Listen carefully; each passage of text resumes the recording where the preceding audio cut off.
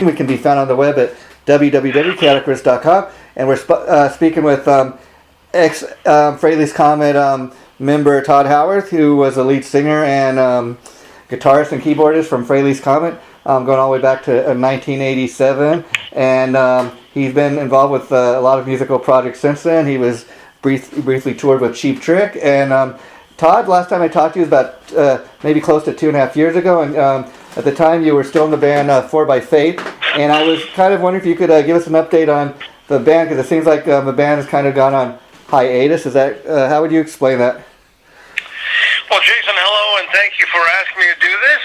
Yeah. Great to be here, of course. 4 Fate, was it 2.5 years ago? My God. Well, for all practical purposes, 4 Fate is kind of shelved right now. The reason being primarily is that it takes a lot of money and time and resources to get a band going, or keep it going, for that matter. Yeah. So we did as much as we could by ourselves, and it got put on a shelf because it's just the nature of the beast is such that we really couldn't go any further. Yeah. So at the same time, I was going to start working on my solo stuff, and a friend of ours, who's also in the music industry very heavily, had contacted John and then contacted me about putting together the Return of the Comet, which took up all last year as far as trying to prep and do some shows, and that was what took precedent over 4 Fate. But both the bands are actually essentially at this point on shelf, with the exception of a few shows we've got coming up with Return of the Comet. Okay, that was my next question, because I was trying to find, you guys at one point had a Facebook page, and do you still have a Facebook page? Because I was unable to find it. For 4 Fate? No, for Return of the Comet. I'm not sure. I think it's probably been taken down. Okay. Because there's not enough. The reality is that there has to be a lot of interest. Yeah.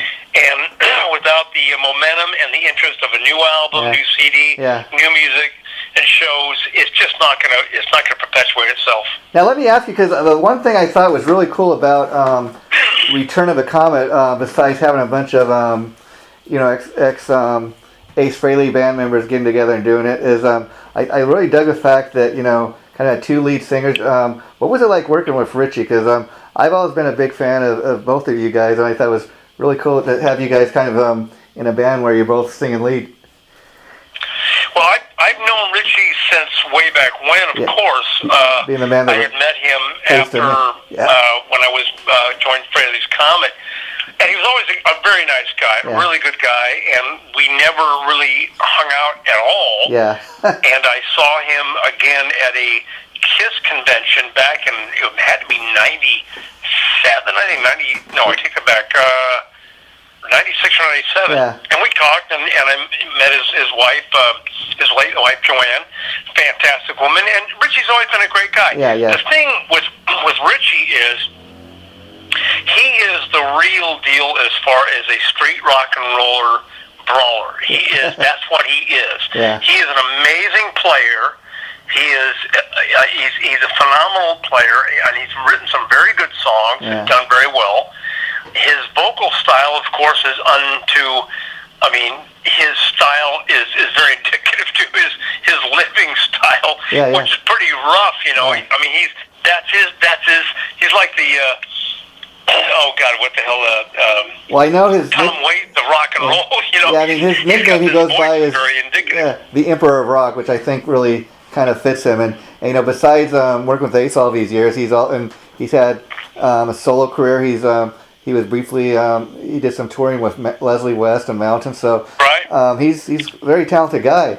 And then of course he's very talented. He can play keyboards and he can guitar like crazy and bass. And he's, like I said, he's a singer, but we're two different spectrums. Yeah. Like he is, the way he plays, I love some of the stuff he comes up with. He's just phenomenal. But he's a very spontaneous and very on the fly, live type player, and he's very good at doing it.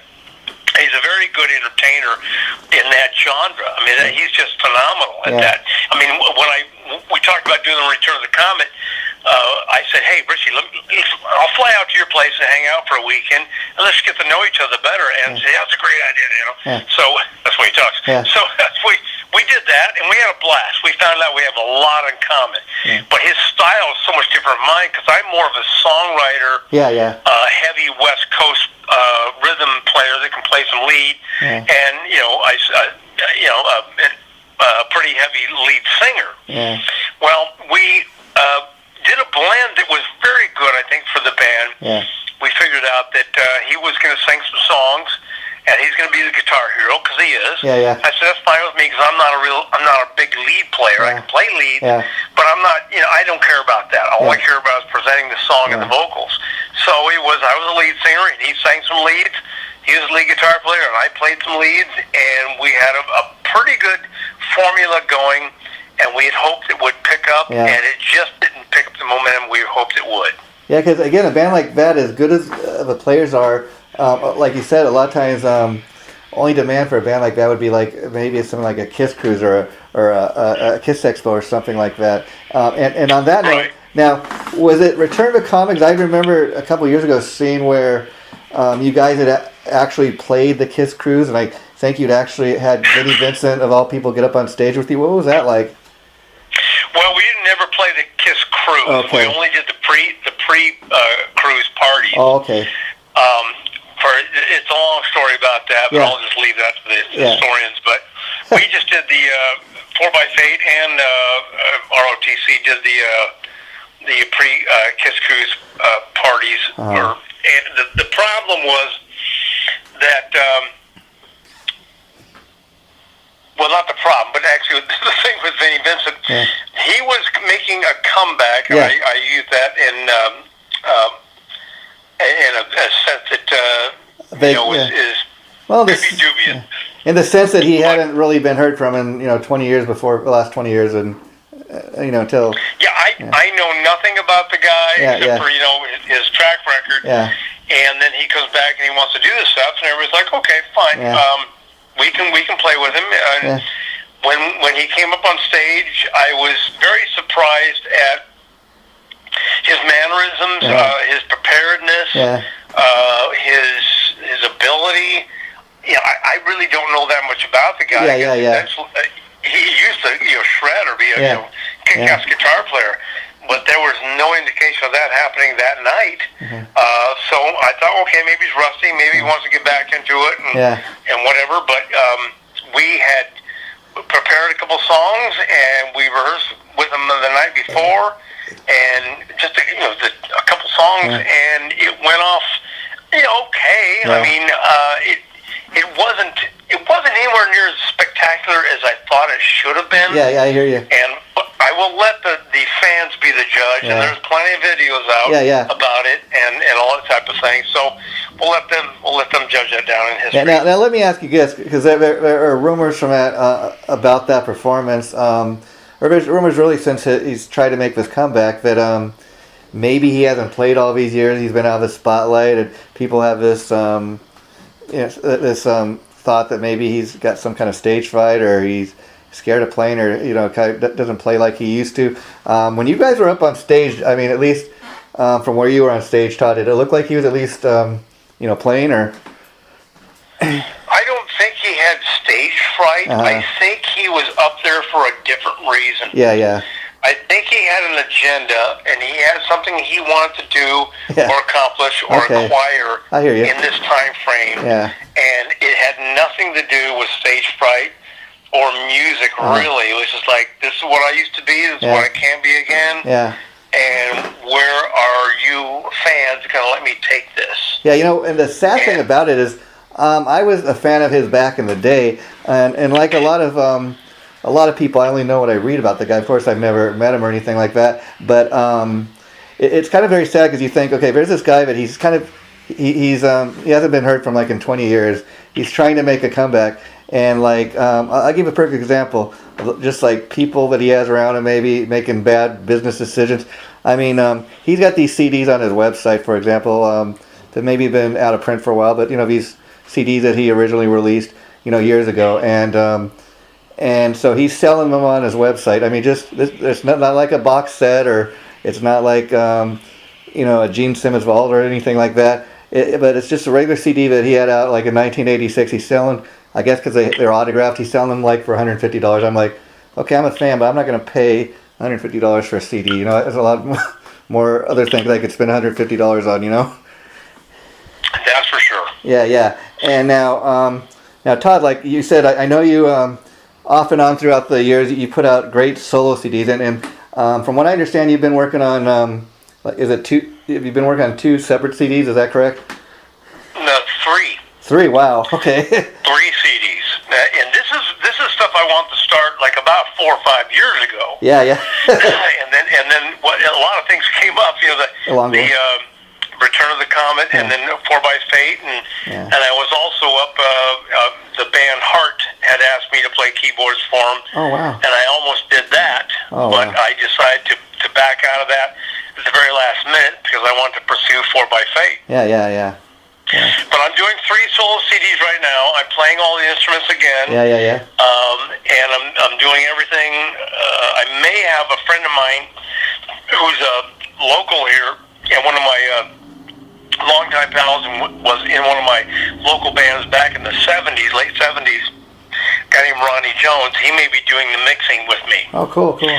And he's got a great sense, a great sound, a great guitar player, and I may need a second set of ears because the problem is, because I'm doing 3 separate CDs and playing all the instruments, like I said, it's getting very taxing on my ears, and my ears, I can't trust them at the end of a fucking day because they're ringing and the highs are clipped, and some of the high mids are missing, especially my left ear. So, I mean, enough of that wham stuff. The thing is that I'm doing the 3 solo CDs. One is very heavy melodic rock, very definitely me. Yeah. And then the other one, the middle one, is like kind of like adult contemporary, easy listening style. Wow. I can't really classify it in any other way. It's just not really heavy rock. Yeah. And then the third CD is going to be acoustical recordings of the Comet songs that I wrote and sang. Oh, cool. On the CD. Wow. And it'll be very basic, not a lot of production type thing on it, so people can hear, the song as it is, just in raw form. Mm-hmm. And that's actually not going to be sold because it's going to be included on the other 2 CDs. Oh, wow. Cool. As a package. But it's taken me a long time to do this, and I'm working 7 days a week on it. Wow. Matter of fact, when you had messaged me about the call coming up here, I was on my way back from my studio. Oh, wow. Because I was doing a drum track on one of the heavy songs. Oh, wow. And, that's really cool. I mean, talk about the idea to do an acoustic album. I mean, that's really a cool thing to do. I mean, I always loved unplugged stuff. And speaking of which, one of my all-time favorite acoustic albums is the Tesla one that great acoustic thing they put out years ago. And coming up next month is, I guess, kind of an anniversary of that. They recorded a new show doing a lot of their hits, acoustically, and it's going to be a great DVD and CD coming out, I think, on March 27th. And a lot of these songs weren't on the original release, but I always loved acoustic stuff like that. And Tesla and it's a smart thing to do. That's a great band, by the way. Yeah. But it's a smart thing to do. And when you have talented members of people in the band, a talented band, it's advantageous to do that because you can present this stuff to the fans that have heard this stuff in the past, and the real true fans will love the rendition of the original tunes because it really resonates with I remember when it was like this, but now it's like that. But you guys did it the first time, now you do it the second time. So it's like a second jolt, a second injection of songs that you liked from decades ago. Yeah, I mean, and that album's going back like almost 30-something years, especially the first Frehley's Comet album. And talk a little bit about your experience, Tod, re-recording these songs acoustically, because of course when you do that, sometimes the songs take on like a a life of their own. I mean, a good example of that is if you put on the Kiss Unplugged CD. I mean, you take a song like, Coming Home, or even, I don't know, Do You Love Me? I mean, it's just gives it a little bit of a new life, if you know what I mean, or sound. There's two different ways to deal with that. From my standpoint, like when we re-recorded It's Over Now on the 4x Fate CD, I wanted to do it completely different, and John, Regan wanted to do it pretty much exactly the way, or very close to the way we originally recorded it. Well, I acquiesced because I thought that maybe he had an idea John's very knowledgeable and got more years in it than I do, so we did it that way. Well, it ended up the way it was, but the thing is, with liberties that artists can take with their own songs, they can take them and rearrange them completely into something different, and hopefully spark new creativity or a new love for the song for new and old fans. It's a very delicate balance, because you can ostracize fans that you've had before, and they hear the new rendition and they go, "What the hell is this?" It's very tough. And at the same time, I'll tell you, when I heard the new version of It's Over Now that 4x Fate did, I'll tell you, I loved it just as much when I heard the original. But here's the thing of it. Now, like, again, that's a song that's almost 30 years old, okay, Todd? And there are people maybe just picked up that 4x Fate CD, never heard the song before, never knew anything about you and Frehley's Comet, and they just think that's a new song you put out just that year, And then there are you're right. The diehard fans. That's exactly what happened. And then there are the diehard fans that, that was on second sighting, So how much of that did you find actually going on, where people thought it was like a new song, or knew nothing about it appeared on another album years ago? More than you would think. When I got new fans, they would talk about that song. Wow, what a song! This is good. Well, this song. I wrote that song back in 1986. Yeah, wow. For Cheap Trick to do. Wow. So it's that old, and they didn't do it, of course. It was just way too much of a keyboard song for Cheap Trick. Yeah. So.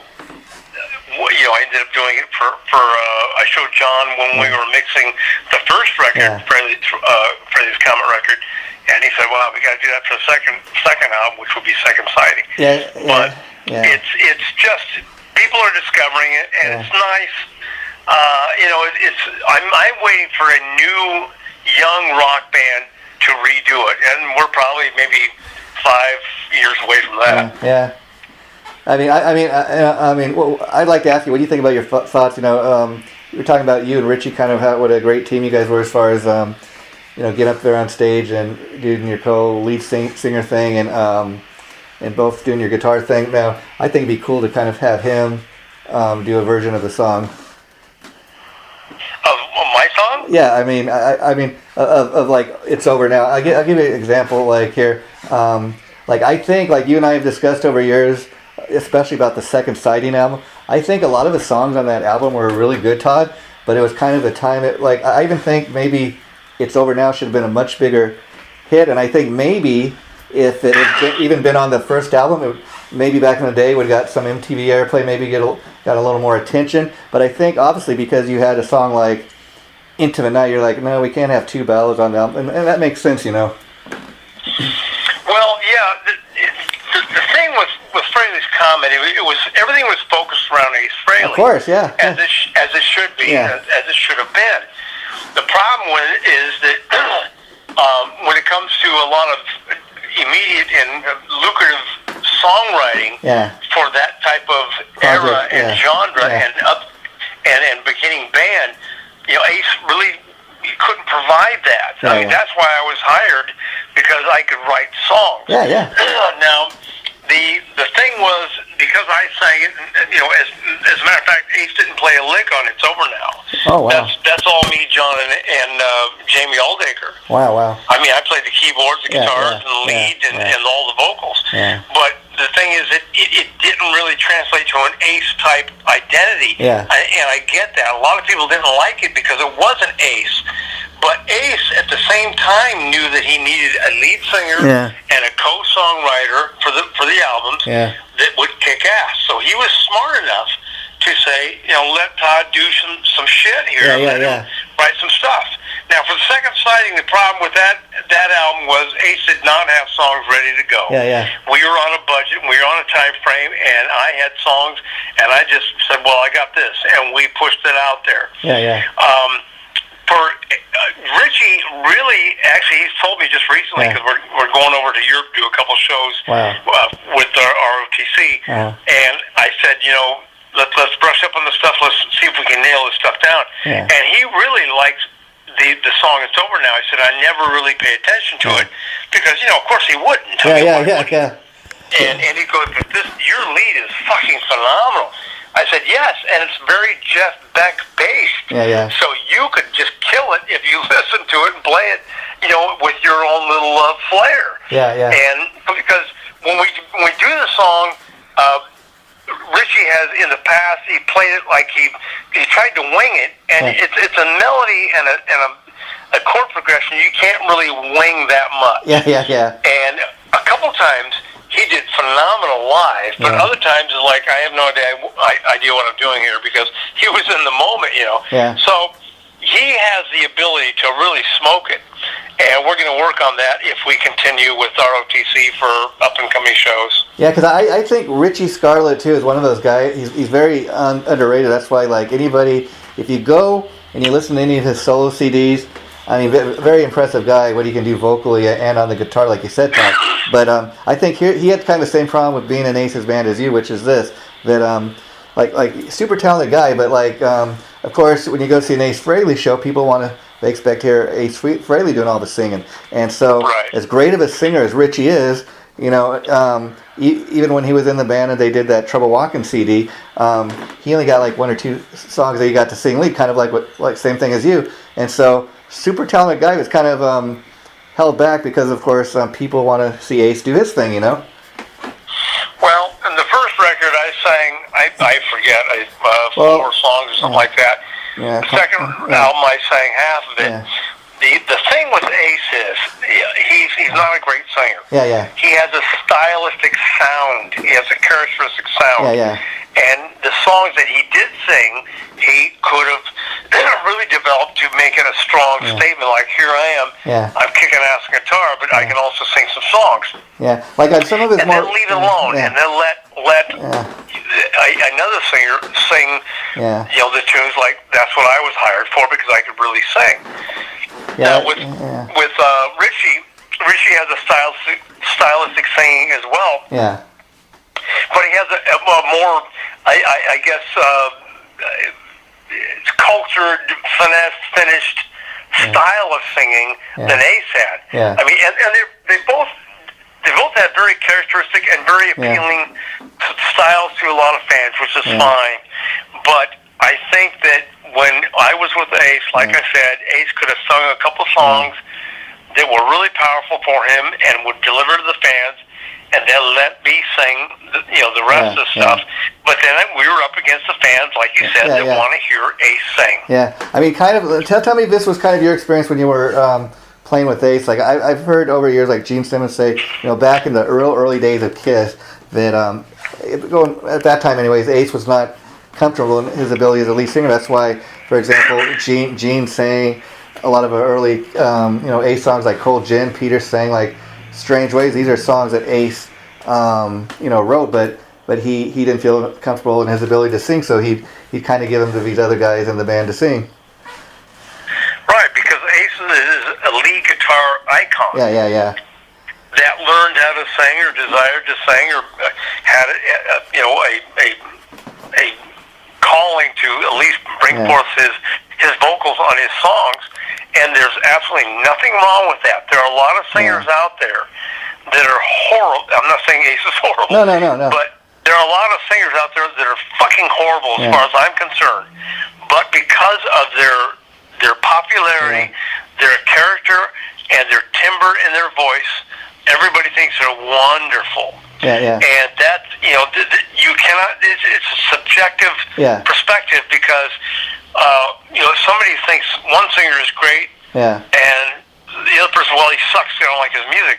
Well, no, he's a phenomenal singer, even though he does a different genre. Yeah. You know, and I have that, I have a lot of influences that have nothing to do with rock and roll. Yeah. And very bluesy, very actually jazz-oriented as well. But, you know, my roots are different. But the best thing I do is melody and vocals. Yeah. Then I'm a rhythm guitar player. Then I can play some lead. Then I can play some nasty, you know, grungy bass. Yeah. And I can also drum. But, you know, it's really weird how people acquire a liking to certain artists based on the character, the personality that comes through that they push.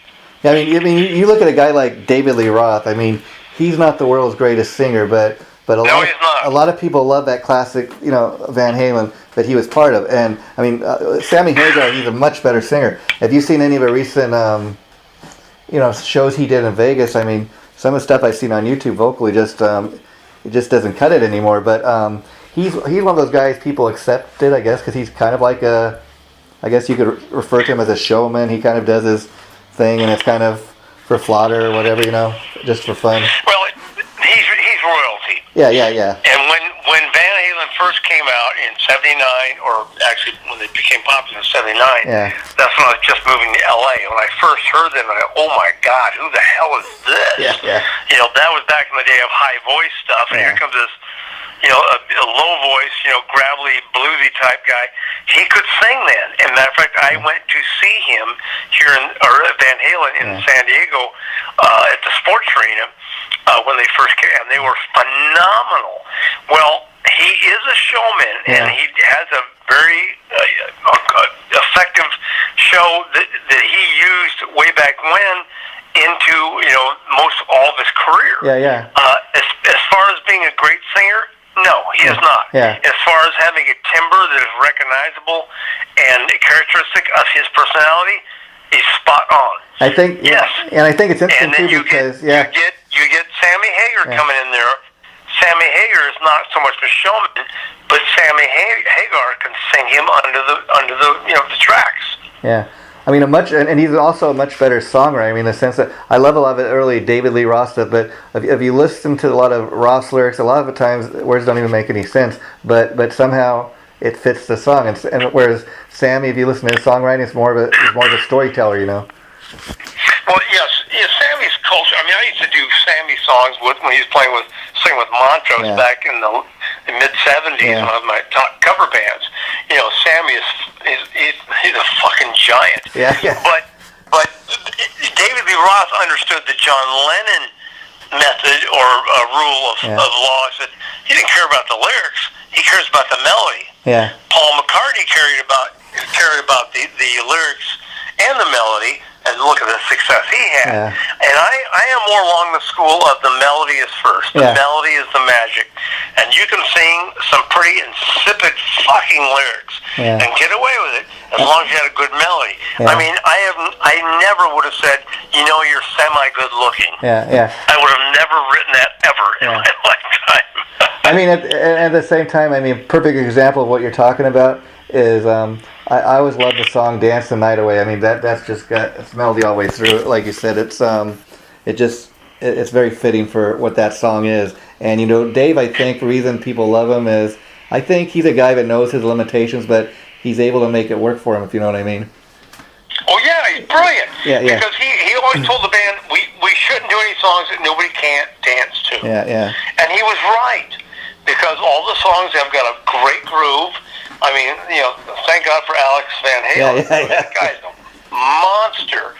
But David knew it's like Cheap Trick. Here's the formula. There's all these components which are really good, but you put them together and they are phenomenal. Yeah. And that's the way Van Halen was. And it's funny because, well, you know, Michael Anthony and then Alex and Eddie were, you know, stellar musicians. Yeah. Well, kind of the same thing with Cheap Trick, except for Robin Zander, one of the best American rock singers ever. Yeah. And then the songwriting of Rick Nielsen and Tom Peterson's bass playing, very solid, fundamental. and Bunny Carlson's on top of the beat character, it worked. Yeah, you know, Cheap Trick is just another one of those bands that I've just always loved, and as a guy that's played with them, you know, Todd. I mean, like they are not like. I mean, like you got two guys that are really good looking, and two guys are kind of, you know, not as good looking, but the musicianship is there. The musicianship is there. I mean, I think for example, very underrated Cheap Trick song that I always loved was I Know What I Want, which of course is sung by Tom Peterson, and of course he's a guy that's known for, I think he actually invented the 12-string bass. So you know, you did? Yeah. And I have one. Oh wow! And Cheap Trick, you know, like they received a lot of flack, you know, when they put out that that album with you know, The Flame, and because it was so different from what they were known for. But you know, they had their little pop moment. But I tell you what, that stuff's just as good as the classic stuff. You know what I mean? If you can do it all, why not? Well, the thing with The Flame was it was a commercial success. Yeah. It was a brilliant move because they had their heyday. Yeah. And that was actually after I left them in '86 to play with Frehley's Comet in actually December of '86, and then I started recording with the Comet in '87 January in New York. But Cheap Trick was very smart to do that. They had a formula and it worked. Yeah. There were outside writers that wrote that song. Yeah, of course. But you know, you could hand Robin Zander any good song, and he's going to just kill it. Now, eventually, I'm sure this will probably work out, but you know, Robin and I and Chief, we still talk occasionally, and when they come down here, I jump on stage and play. I would like to work with Robin Zander on a lot of stuff in the future because you know, he's still got a very illustrious career with his vocals. Yeah. But when he gets done with Cheap Trick, you know, maybe we'll talk about that. But and he likes me and my style writing, and he knows what I can do. They all know how talented, or you know, not to pat myself on the back, but they know what I can do. Yeah. But it's you know, they're gonna do and play with Cheap Trick stuff because it's still extremely viable, and they've got of course Dax Nielsen, Rick's son, is playing drums now. Yeah, I was going to ask you what you think about him as a tremendous job because Bunny Carls taught him how to play. Oh wow, okay. Yep. Yeah. Wow, and so I imagine from time to time you always get welcome to go see a Cheap Trick show when they come to San Diego. Oh yeah, every time. Oh, that's cool. And now, Todd, I also urge people listening to this, anybody who just thinks of, you know, Tod Howarth as a Cheap Trick, you know, Ace Frehley, Frehley's Comet guy, like me and have talked about several times over here, like we were talking earlier about the Second Sighting CD, and people had that image of you back in the day that, oh, you know, Tod Howarth, he's a ballad guy, he's a soft rock guy. Exactly. But I urge anybody who still has that thought of you to go and listen, especially to some of your early solo work, as for example, it's been a number of years now, but one of your solo CDs that comes to mind is The Opposite Gods, and that is almost like a cross between full blown on metal and grunge. But I thought it was great for what it was, you know.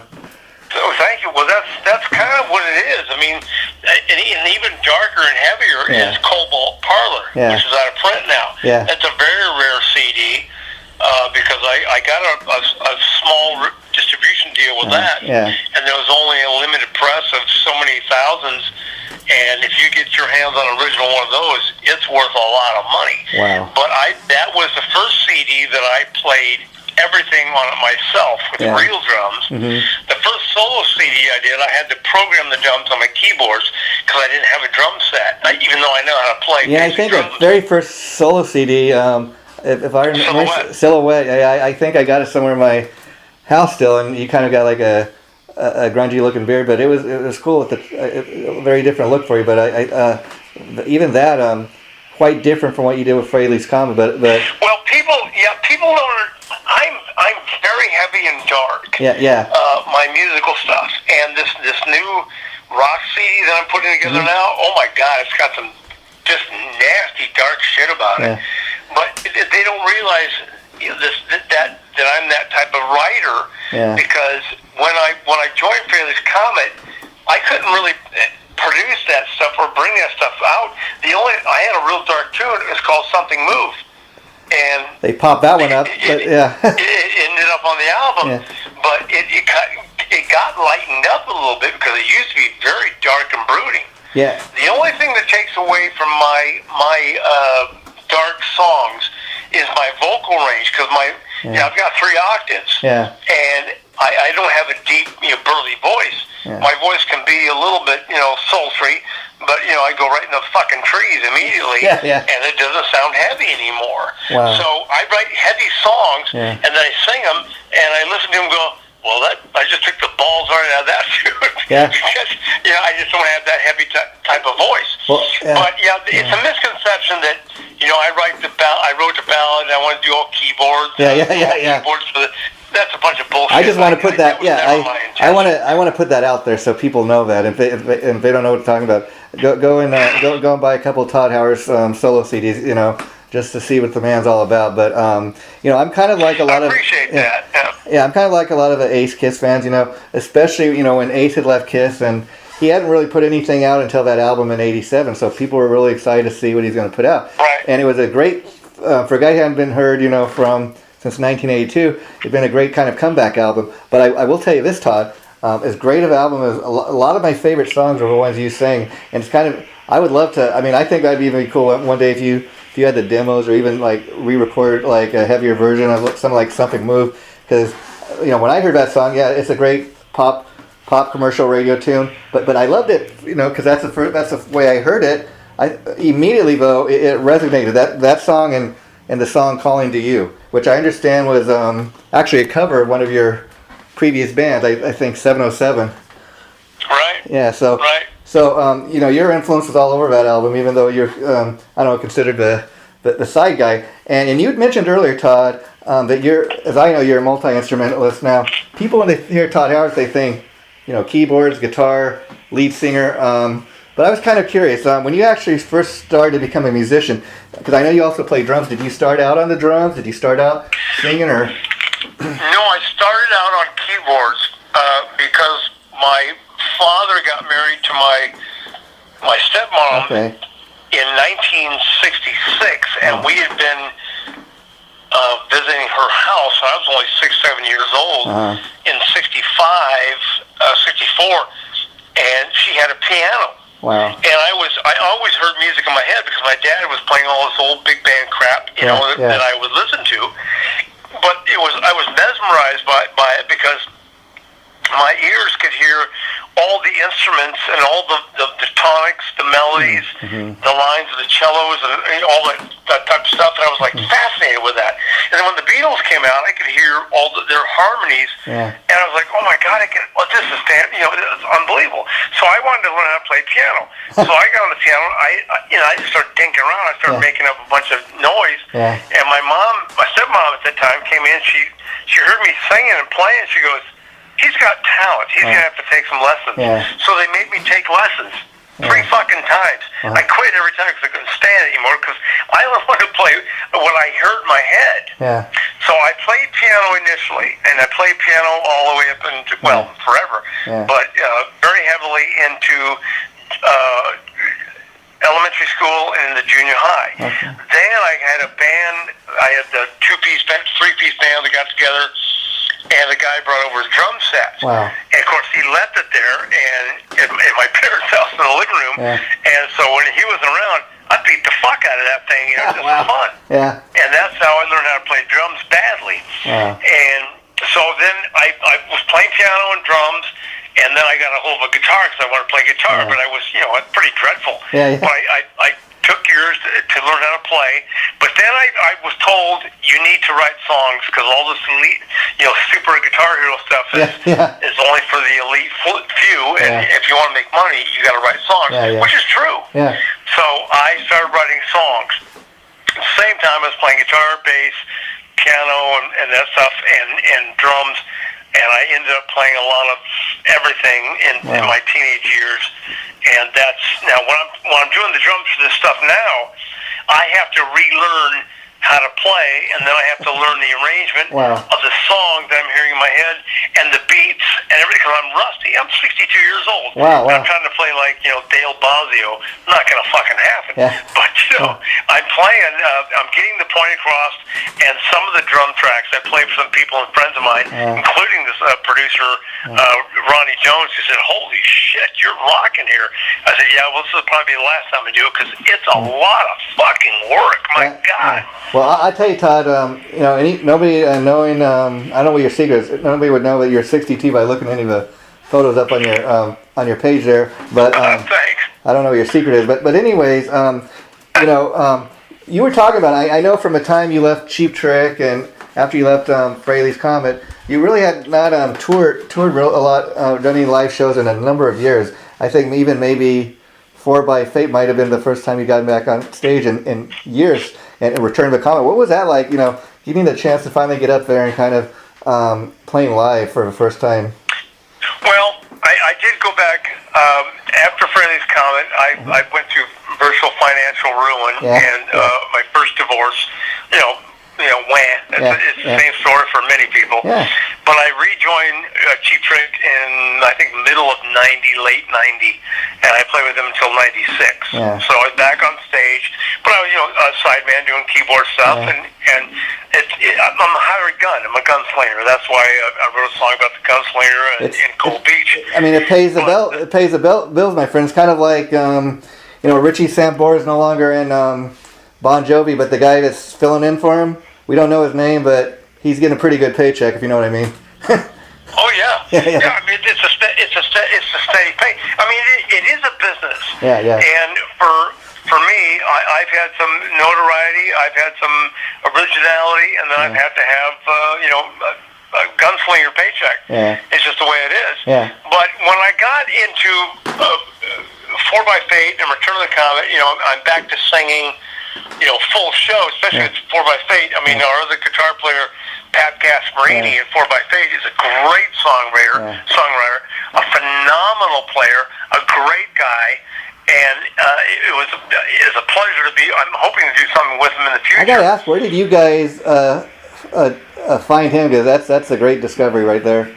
Well, he's out of New York. He lives real close to John Regan. Oh, okay. And John ended up tracking some songs with him. And told me when we were recording 4 by Fate album, he said, "I got this song here this guy wrote. It's phenomenal. You gotta listen to it." And I listened to it, and he's a younger kid. He's like, 53, I think now, maybe 52. Young kid, yeah. But he was into Alice in Chains and Soundgarden, Stone Temple Pilots, just like I got into after I got my ass kicked after 1988. Yeah. And so he's got that young type of influence, and I thought, I love your tunes. So we had a lot of fun doing songs with him. Wow. But getting on stage and doing that, I learned one hell of a lot about getting up there and singing a full, hour and a half show. Yeah.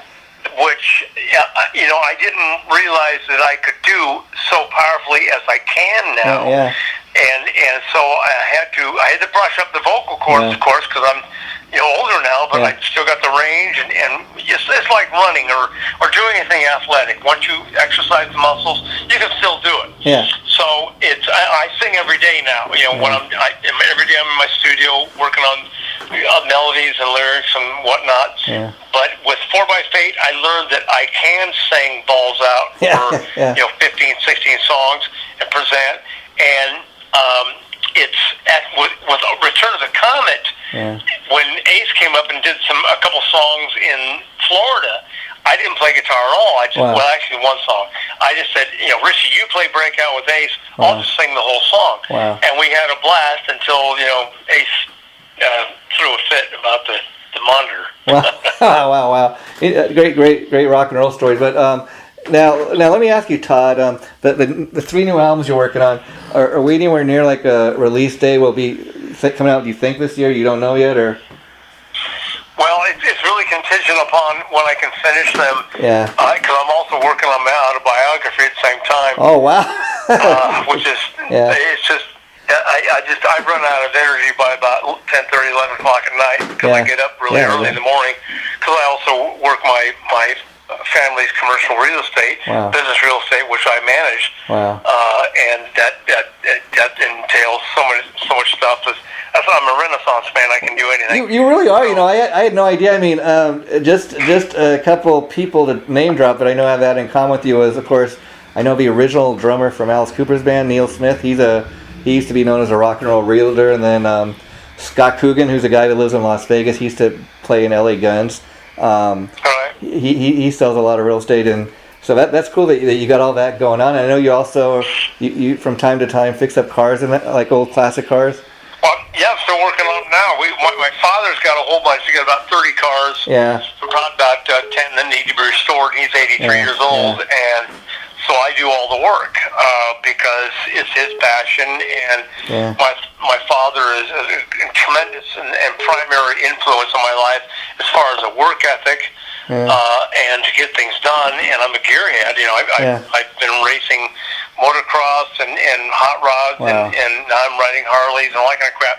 But I learned how to weld, construct, plumb, electric, mix cement. I mean, there's nothing I can't do because I've had to do it or needed to do it all my life. Yeah. So, like, in fact, this Saturday, we're installing a brand new automobile lift on the commercial real estate for one of our renters.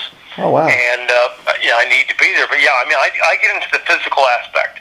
I don't just do suit and tie type stuff. I mean, I get in there and bust ass and bloody my arms and hands and knuckles and get shit done.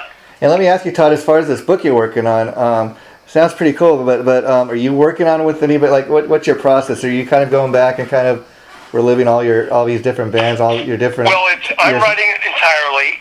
It's all about music. It starts from my early years when I started playing piano and listening to songs, just like I told you previously. Yeah. And then it works from all my younger years up to my first major recording act, which was 707. Yeah. Then it goes through the litany of everything I did and encountered, experienced there, and then it drops off into the down years of what I had to do, and then also at the same time I go back, I regress into my earlier times and my top 40 bands. So it kind of like it's interwoven through sequentially through all the bands that I play with. And I bet as you're going through this and putting the book together, you're kind of probably amazed thinking back on your life, like, wow, I did all that. I can't remember. What great stories or what great memories. Exactly. I mean, I have never ever, and I was never a rock star. I'm a rock entity. I did stuff. I made stuff happen because of my work ethic, and I have the drive, which I still do at this age. Oh, yeah, obviously. But I listen to it, when I read back and I have to edit my stuff and go, God damn, I did a lot of shit. And I'm still doing a lot of shit. So it is very intriguing of all the stuff I've done. And here's the bonus part of it. There's some sex stories in there that I really didn't want to put in. And then I've had some female people tell me, you need to put that shit in there. So I figured out a way to do it. It's going to be at the end of the book. Okay. There'll be asterisks about certain events. If you want to read more about what took place here, go to the end of the book. That way, if you don't want to read the shit, you don't have to read the shit in the middle of the book. Oh, very, very smart. So smart. We got our 50 Shades of Grey at the end of the book. Wow. And last thing I want to ask you, music related. Now, these 3 CDs, like when they're all when music's all recorded, and it's all done and ready to go. Are you going to release all 3 at the same time? Or are you going to release them individually, separate, different times? Well, they'll hopefully. I want to try to time it where they're all released at the same time. They won't be together; they'll be separately, but they'll be available at the same time. And as will the book. That's my goal for this year. By the end of this year. Oh, that's cool because I've only got 2 major vacations. I'm doing one back in the Sturgis in South Dakota for the bike festival, bike week for the 80th celebration with the Harleys, and then also I'm doing Lake Havasu with the boat and motorhome with a bunch of friends. Wow. And then a few ROTC shows in Europe. But I've really said I don't really want to do anything else except my solo stuff this year. So I'm not kidding. When I say 7 days a week, I fucking mean it. 7 days a week. Yeah, I believe it. And I'll tell you, you're another guy that's kind of done a project similar to this is Richie Coxon, the guy from the Winery Dogs. Briefly, Mr. Big. He just put out this. I think it's a three CD package, but it's called like 50. I guess he recently turned 50 or something, and so he called it like 50 for 50. It's like a 3 CD thing with 50 songs that he wrote. So that's kind of a cool thing for people. Sure. To get. Yeah, and brilliant. Yeah, I mean, the people that want to hear that stuff or that follow you all your life, they will really enjoy it. Yeah, and especially if you've been working on this music this long. I mean, just think, people haven't heard anything from Tod Howarth, in a few years. It'd be great. Well, not only getting like one great new CD, we're getting three new releases. So that's kind of a cool thing for the fans to look forward to. And now, Tod, I know before we wrap this up, I talking to you about. I know that you're very political, like on Facebook, and it's kind of interests me too because you and I kind of have the same political views, and I've seen a few times over the last 2 years where Facebook actually tries to shut your site down. Talk a little bit about that because I think that's just crazy. Trying to shut people down just for kind of voicing their view. Well, and that's true. I will say first off, on Facebook, it is a complete form of my life as far as I'm concerned. On my page, it's all my life, my music, my hobbies, my loves, my cars, my physical attributes, which I do a lot of things, and the political aspects. And some people don't like it. I say, well, then you don't need to pay attention. When I'm on stage, when I'm singing, or you pay to see me play, I'm not going to do political bullshit because nobody wants to hear it, including me. When I go to see Sting or Phil Collins or whomever, or heavy rock stuff, I don't want to hear your fucking political perspective, especially if it's against mine, because go fuck yourself. But I respect the people, the audience. They want to hear just the music. But on Facebook, it's everything. And which I think is cool. I can relate to that, and kind of to go along with what you're saying. Not to get too political here tonight, but I think perfect example of what you're talking about is like at the example Oscar awards. I don't really need Robert De Niro getting up and F Trump and this and that. I want to be entertained, No. Well, unfortunately, they're the propagators of false information. Now, the Oscars and the Grammys and all this stuff, it's a circle jerk, first off. There's a lot of great talent out there, yes, but they are living in Bubbleville. I bloody my fucking knuckles and hands every day doing manual labor. So don't tell me about what I need or I don't need. I come from a conservative-based family because my father was very, very poor when he was growing up because he was Mexican, Indian, Englishman, and which was really looked down upon back in the day in the 50s and the 40s. But he is now. He has been actually very successful for many years. He's 40. He retired at 41 years old. Wow. He's 83 now. Wow.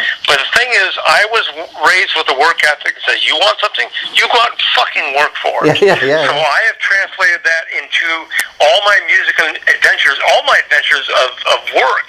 And with music, it's hard work. Will sometimes pay off, but you have to have the right timing and the right place. So politically, yes, I'm conservative. I don't agree with all the things that far right conservative people want to do, but for God's sake, all these far left and radical socialists, they don't realize eventually you're going to run out of somebody else's money, and they're going to come after you to get their shit back. So I am very, very conservative as far as the money that I've earned, the money that I have saved and invested. And if you're going to try to take that away from me you try to take away about 70-80% of what I have to pay for somebody who wants to do 100% of nothing, you've got another fucking thing coming. The hypocrisy of some of these people. For example, if you watched the debate last night, Bernie Sanders is up there attacking Bloomberg because he's a billionaire. Bernie's they call him out on it. Bernie's a billionaire too, but he doesn't want anybody to know. It's all right for him to be a billionaire, but and he wants to take away everybody else's money. Well, that's communism. That's the socialist elite. Bernie hasn't earned anything. He's never done anything. Yeah. He's a very bad influence on a lot of young people that think they're going to get a bunch of shit free off the backs of people that have already worked for it. What they don't realize is that youth is going to have to pay under this type of idea. Yeah. The youth now will have to pay for the new young dipshits coming up for the rest of their lives. Yeah. And eventually go, you know what? Fuck this. I don't want to pay for your lazy ass while you're doing whatever the hell you're doing. It's a bad thing. I mean, everything should be merit and based. They talk about income inequality. Well, you know what? There's not such a big concern as drive equality, because not every person has the same drive, same talent, same ability, or same desire to succeed. That is why you have the ability, the pursuit of happiness. No happiness is fucking guaranteed, ever. Well, you work for it. I don't know what it's like there in San Diego, but in LA, where I'm from, Todd, you've probably seen it on the TV, on the evening news. I mean, it's just amazing what the homeless epidemic out there. And it's really... Oh, no, I know. I used to live in Venice Beach. It's really the politicians. I used to live in Venice Beach, and I went up to do some recording in Venice and in Santa Monica. Yeah. I can't believe how much worse it is now than when I was living up there. Yeah. The problem with California, because I'm here, of course, in San Diego, California is fucked. They have the worst hypocritical socialist elite attitude here, and we're doing the elections now. My wife is actually volunteering for some of the ballots here, and she has told me what she's doing and how it's set up, and it is already fucking rigged. Yeah. So the reason why the state is blue is because it's rigged, because they want to get people in there who can vote and keep the left in power. And if anybody thinks for any 1 minute that Gavin Newsom was elected legally, or the gas tax in California was voted in, the increase was voted in legally, they're fucking high. Yeah, that guy's the biggest. Load of crap. That guy's the biggest gas bag to me. I mean, perfect example is I remember when he was first elected. He thinks of these little like sound bites so he can get up on the news every day to say, like, I remember when he was first elected, he wants people to know that his wife is not to be referred to as the first lady. She is the first partner. Just little things, get on the news every day. These little sound bites. That's all inclusive horseshit. Inclusiveness is fine. Yeah. But when it becomes a platform for your grandstanding, it's a weak proverb as far as I'm concerned. Newsom is only in there because he's Nancy Pelosi's nephew. Oh, wow. And there are 4-5 major families that have got a political stranglehold on California, just like there are 12 families in Mexico that run that entire country. Yeah, I mean, there are a lot of things people do not realize of what's happening, and they got to be very careful what they wish for. I mean, it's very, I don't know, pathetic, very sad. The way people just, they let them break the law, just openly. Like, you can literally on the streets of downtown LA, right in front of a police officer, you could shoot heroin on the street. You could take a crap in the street. They're not going to arrest you. But at the same time, if I get if I get caught, like going through a yellow light or something, I'll get pulled over and I'll get fined. And then you hear them, oh well, it's not right that the people that get arrested that they have to pay bail. It's not fair that rich people can pay bail. They can't. Well, my thought is, well, don't commit crime then. Right. There's a 3-tiered justice. Yeah.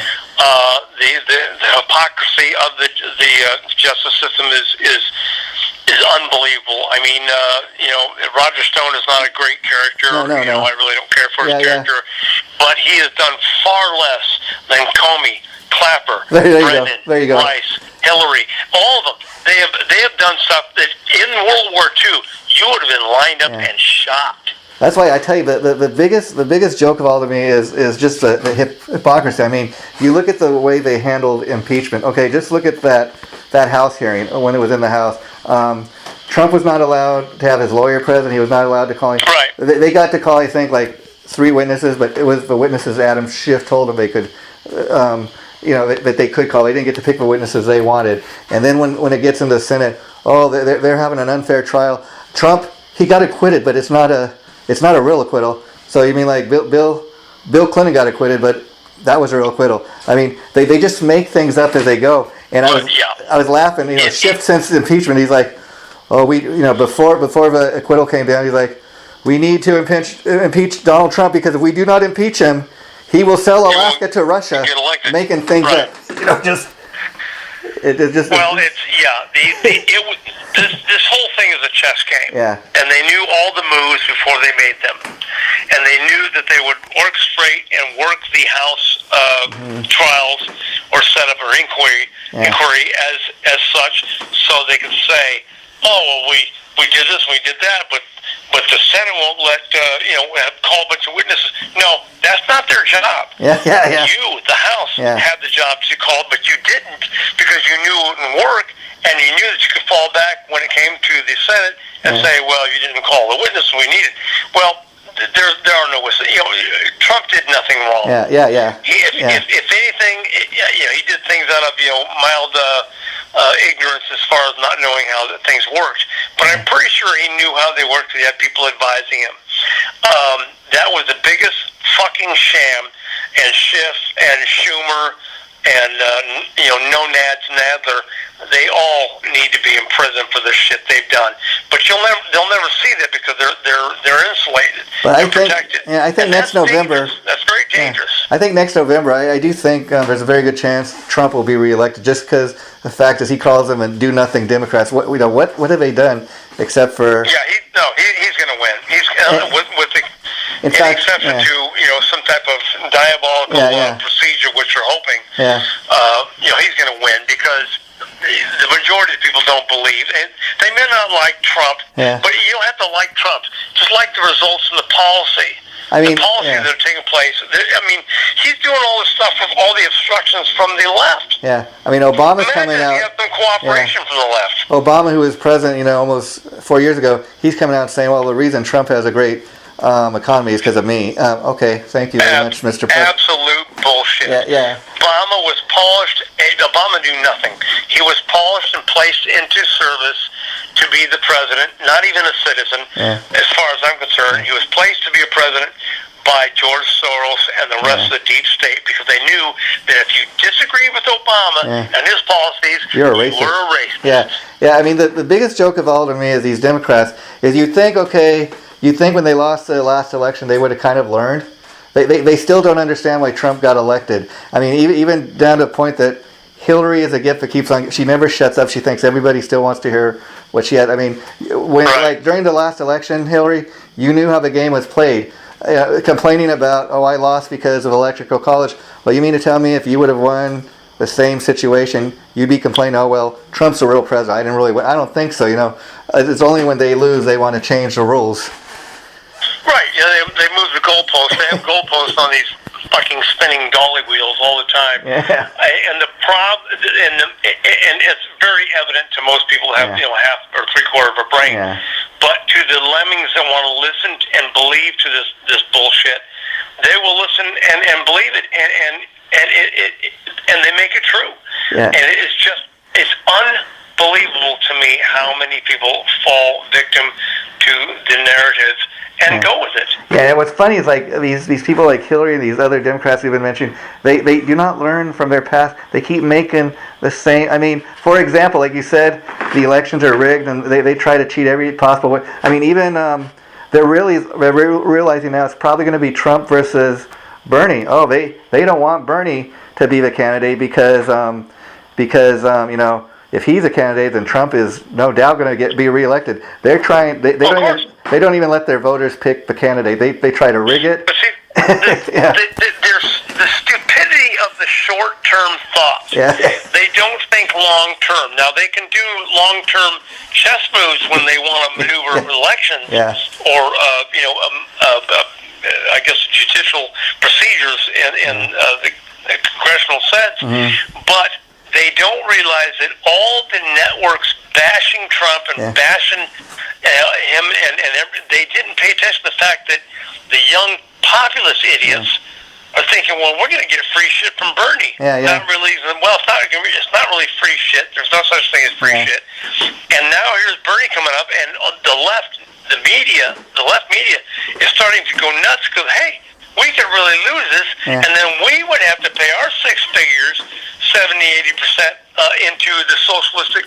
Yeah, you think you could have thought about that a long time ago? But no, because you were in the short-term gain, not thinking about the long-term viability of this country. Yeah, the biggest joke of all to me is, like I said, even after impeachment, they don't learn their lesson. They talking this shit about, oh, well, just because he was impeached once doesn't mean we can't impeach him again. And even after you see his numbers went up, you're going to continue with this BS. Just it's crazy, you know. Yeah, they're catering to their constituents, and the rabid constituents really have no bite left, and it's gonna fail miserably for them. And what they're gonna do is they're gonna continue to try to make Trump's life more miserable for the next 5 years. And his policies, you know, with as long as they don't manage to turn this coronavirus thing around, on it's Trump's fault. You know, Trump will go down as the best, most productive president in modern day times ever. The most funniest thing to me is how Barack Obama was, first black president. That's such a great thing. It is only under Trump that all these black people are back to work. It's just amazing. Well, there's a big departure from the Latino and from the black coalition. They've realized, you know, we've been lied to and we've been fucked with, and they're starting to figure it out, and they don't like it because they're still pandering. I mean, Joe Biden, for Christ's sake, you know, we are no ways tired. Who comes up with that shit? I mean, the pandering is unbelievable. I mean, and you've got to be an ignorant person, regardless of cover, not to believe that this is not pandering. Yeah, I mean, it's the biggest clown show in town, you know?